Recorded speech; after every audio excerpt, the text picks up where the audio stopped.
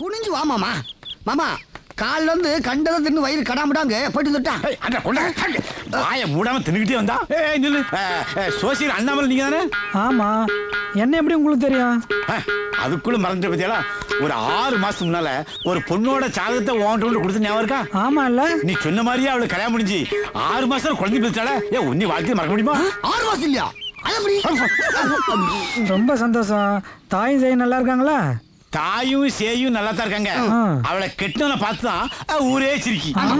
சரி அதை விடுங்க. இவர் யாரு? இவன் எங்க அக்கா பையன். வயசு 35 ஆச்சு. இன்னும் மூஞ்சிக்கு பொண்ணு கிடைக்க மாட்டேங்குது. அடாடா. என்ன பாரு, சாதகம் கையிலே இருக்கு. நீ அவனுக்கு ஒரு நல்ல பொண்ணா பார்த்து சொல்லலாம், அவன் வாழ்க்கை சந்தோஷமா இருக்கும். சரி, ஒரு 2 நாள் கழிச்சு வாங்க, பாத்துருவோம். தாங்காது, இப்பவே பார்க்கணும். இல்ல கண்டுக்குள்ள குத்துருவா. சரி சரி, அவசரப்படாதீங்க. 2 சந்திரம் 3 மாப்பிள்ளை முகத்துல கல்யாண கால தாண்டவம் ஆடுது. ஏன் ஆடாது? அவன் சாதாரண ஆளா? சோசியர் பாக்குறத பார்த்தா எனக்கு என்னமோ சந்தேகமா இருக்கு. சோசியர எதா இருந்தாலும் கரெக்டா பார்த்து சொல்லணும். ஏன் சொல்றேன்னா, எனக்கு பாக்குற பொண்ணெல்லாம் ஒண்ணு கல்யாணம் ஆனவளா இருக்காளுவ, இல்லன்னா அடுத்தவன் காதலியா இருக்காளுவ. இந்த 2 இல்லாம ஒரு நல்ல பொண்ணா எனக்கு எப்ப கிடைக்கணும் சீக்கிரமா பார்த்து சொல்லுங்க. பாத்துட்டு அதுக்குள்ள அவசரப்படுத. ஆமாம்மா. மாப்பிள்ளை மனசு ஜாதகத்துல அப்படியே தெரியுது. கூடிய சீக்கிரம் கல்யாணம் நடக்கும். ஆனா ஒரு சின்ன சிக்கல் இருக்கு. சிக்கலா? என்ன சிக்கல்? மாப்பிள்ளை என்ன படிச்சிருக்காரு? காலேஜ். ஓ காலேஜா? காலேஜ்ல படிக்கலான்னு தான் போனேன். காலேஜ்ல படிக்கிறதுக்கு முன்னாடி பள்ளிக்கூடத்துல படிச்சுக்கணுமா? அதான் தப்பு தெரியுமா? கேட்டாலும் அவங்ககிட்ட நீ சொல்லியா? மாப்பிள்ளைக்கு 35 வயசு ஆகுது. தன்னோட ஒரு வயசு மூத்த பொண்ணாதான் அமையும். அதனால 36 வயசு பொண்ணாதான் நீங்க பாக்கணும். 36 வயசு பிள்ளைகளுக்கு பஞ்சம். அதுல நிறைய பிள்ளைகள் இருக்கு. ஒரு நல்ல பொண்ணா பார்த்து இவனை கட்டிச்சிருக்கேன். அப்புறம் வரட்டுமா? ஜாதகம் பாத்தீங்க, ஒரு 10 ரூபா வச்சுட்டு போக மாட்டீங்களா? பாத்தீங்களா, மறந்தே போயிட்டேன். ஒரு 5 ரூபா கொடு. மாமா நீ கொண்டு வரலையா? நீ சோசி மாசத்துக்கு இந்த நாட்டை முடிச்சு துண்டு வச்சுக்கணுங்க.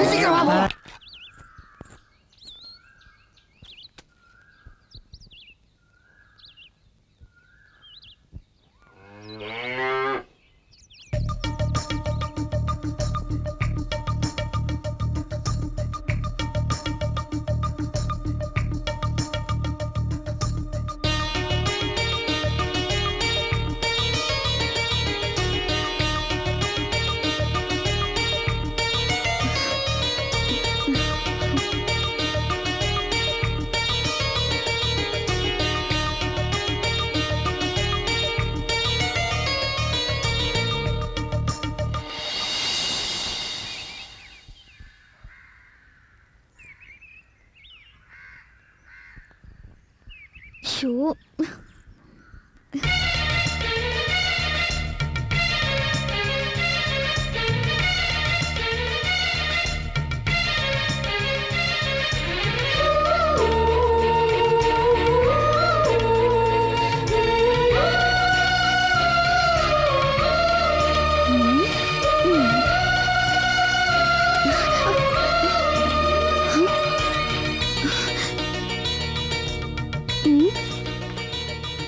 நீ புத்தி சொன்ன விதம் பிடித்திருக்கிறது.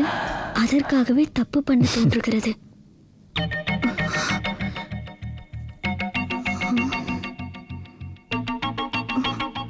அம்மா சந்தியா.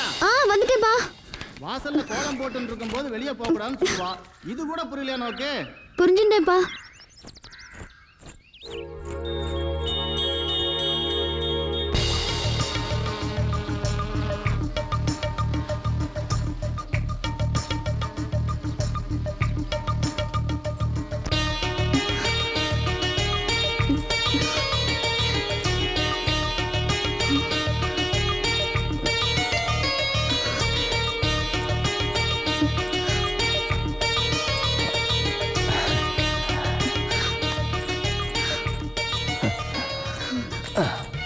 சுத்தமான தேன் சந்தியா.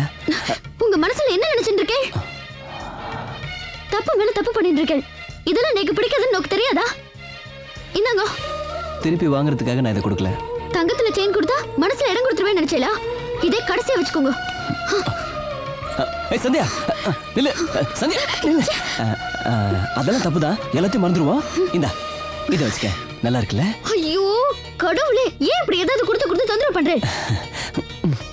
அதான் சந்தியா, எனக்கும் புரியல. அடிக்கடி உன்னை பார்க்கணும், ஏதாவது கொடுக்கணும்னு தோணுது. இது பாருங்க, இதெல்லாம் எனக்கு பிடிக்காது. தயவு செஞ்சு தொந்தரவு பண்ணாம எடுத்துட்டு போங்க. எடுத்துட்டு போறதா? நீ இதை வாங்கிக்கல, இதை இங்கே வச்சுட்டு போயிடுவேன். ஐயோ இது பாருங்க, விக்கிரகத்தை கண்ண இடத்துல எல்லாம் வைக்க கூடாது. இங்க பாரு, இது உனக்காக தான் வாங்கியிருக்கேன். நீயே வாங்கிக்கலன்னா வேற என்ன செய்ய முடியும்? இங்க பாரு, நான் கீழே வைக்க போறேன். வெச்சா வச்சுக்கோங்க, நேக்கங்க. ஏய் வச்சிருவேன். வச்சுக்கோங்க.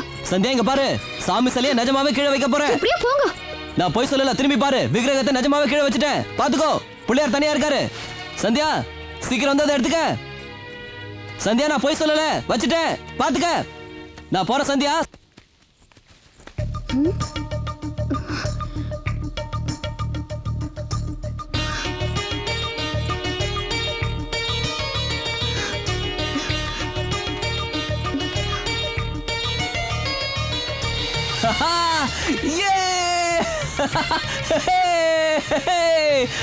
ஏதோ நான் சந்தோஷமா எடுத்துட்டதா நினைக்காதே. விக்கிரகம் அனாதையா இருக்க கூடாதுங்கிறதுக்காக தான் எடுத்துட்டேனே தவிர நீங்க நினைக்கிற அர்த்தத்துல இல்ல.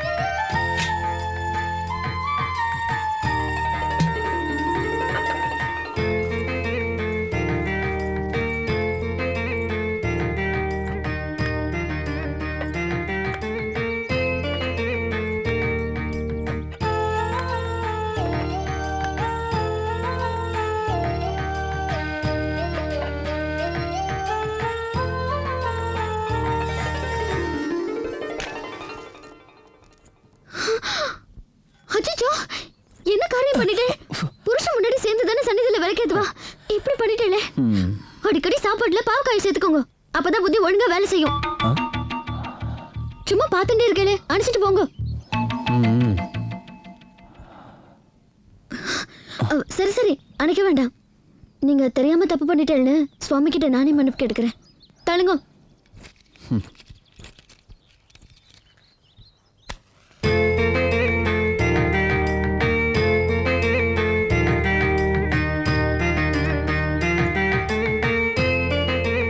வந்துட்டாரு விளக்கேத்த.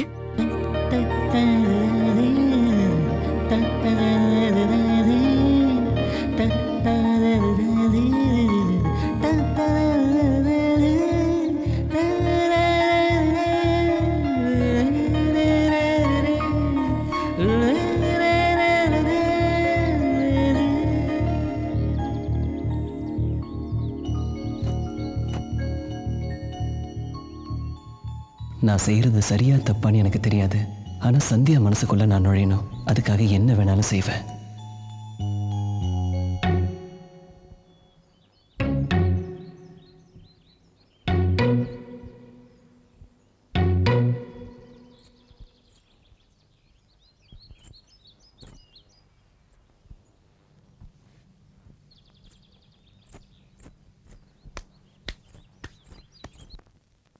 ஏண்டி கமலா, இத வந்துட்டேங்க.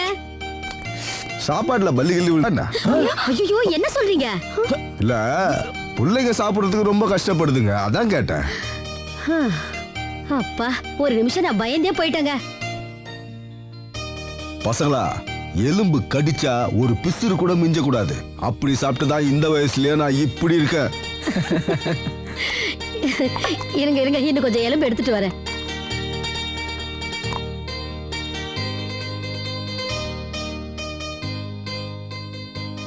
மச்சான் வணக்கம் மச்சான். அடடா வாங்க மச்சான். வாங்க மாமா. சாப்பிடும்போது எந்திரிக்க கூடாது. என்ன மச்சான் திடீர்னு சொல்லாம கொள்ளாம? எல்லாம் நல்ல விஷயம் தான் மச்சான். நல்ல விஷயம், சாப்பிட்டு பேசலாம், உட்காருங்க. சரிங்க மச்சான்.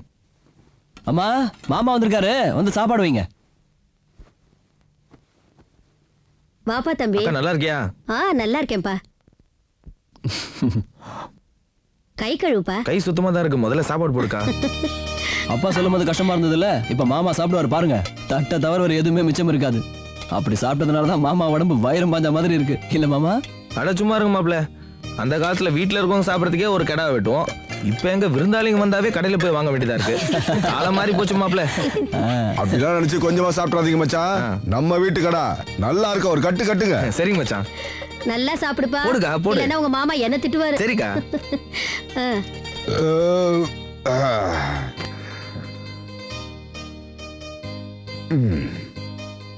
ஐயா கணக்கு ஐயா கண்ணுக்குட்டி அவுத்துக்கிட்டு உள்ளதுல வந்து போச்சா? என்னையா சொல்றீங்க? வெத்தலை தட்டுல ஒன்னையும் காணாம, அதான் கேட்டேன். வெத்தலையை எடுத்துட்டு வரதுக்குள்ள நீங்க வந்து உட்காந்துட்டீங்க.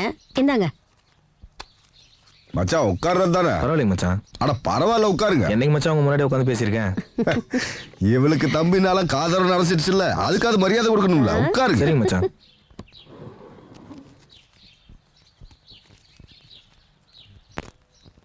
ஏதோ சந்தோஷமான விஷயம் சொன்னீங்களா மச்சான்? ஆமா மச்சான், பெரிய நம்பிக்கையோட வந்திருக்கேன். நீங்க மனசு வச்சாதான் முடியும். இதுக்கு முன்னாடி என்னத்தை கேட்டு நான் முடியாதுன்னு சொல்லியிருக்கேன்? இல்ல நான் முடியாதுன்னு சொல்ற அளவுக்கு தான் என்ன கேட்டு போறீங்க? மச்சான், நம்ம ஊர்க்கார பையன் ஒருத்தன் நல்லா படிச்சுட்டு வெளிநாட்டுல டாக்டரா இருக்கான். பிறந்த ஊரையும் சொந்த பந்தங்களையும் மறந்துட்டு பணத்துக்காக போயிட்டானாக்கும். நான் அப்படி சொல்ல வரல மச்சான். அவன் எங்க இருந்தாலும் கல்யாணம் பண்ணிக்க நம்ம உறவுக்கார பொண்ணு தான் வேணுங்கிறான் மச்சான். அட்ராசக்க அவ்வளவு அதிர்ஷ்டக்கார பொண்ணு நம்ம உறவுல எங்கேயா இருக்கு? அக்கா பொண்ணு கவிதாவை விட்டா வேற யாருக்கு இருக்கும்?